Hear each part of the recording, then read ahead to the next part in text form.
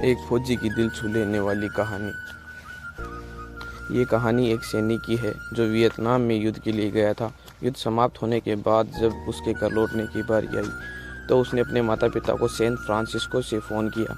माँ और पिताजी, मैं घर आना चाहता हूँ, लेकिन घर आने से पहले मुझे आपसे एक बात पूछनी है। मेरा एक दोस्त है जिसे मैं अपने साथ घर लाना चाहता हूँ, क्या मैं उसे ला सकता हूँ? बिल्कुल बेटा, ये भी कोई पूछने की बात है। हमें तुम्हारे दोस्त से मिलकर बहुत खुशी होगी, माता पिता ने जवाब दिया। लेकिन पहले एक बात आप लोग जान लें, सैनिक बोलता गया। युद्ध में वह बहुत बुरी तरह घायल हो गया है। उसने एक बारूदी सुरंग पर पैर रख दिया था और उसमें उसने अपना एक हाथ और एक पैर गंवा दिया है।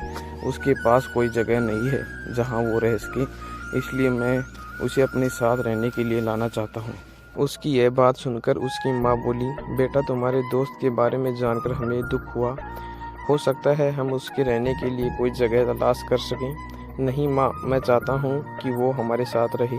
लेकिन बेटा, अब पिता ने कहा, तुम समझ नहीं रहे हो कि तुम क्या चाह रहे हो।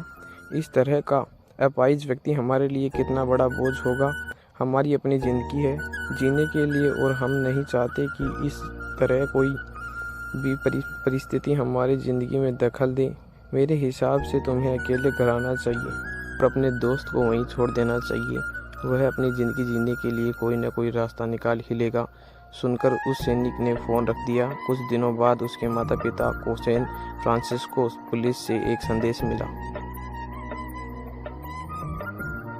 जिसमें उन्हें बताया गया कि उनके बेटे की एक बिल्डिंग से गिरकर मौत हो गई है।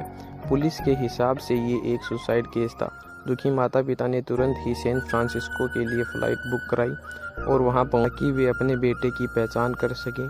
उन्होंने उसकी पहचान कर ली, किंतु ये देखकर उनकी कंपकपी छूट गई कि उनके बेटे का बस एक हाथ और एक पैर था।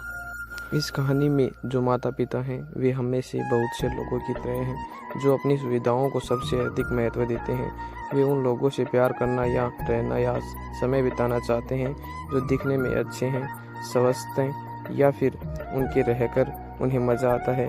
वे ऐसे लोगों को पसंद नहीं करते जो सुंदर या स्मार्ट नहीं, लेकिन कभी कभी उनके इसी व्यवहार के कारण उनके सामने ऐसी परिस्थितियाँ उत्पन्न हो जाती हैं जब उन्हें पछताना पड़ता है।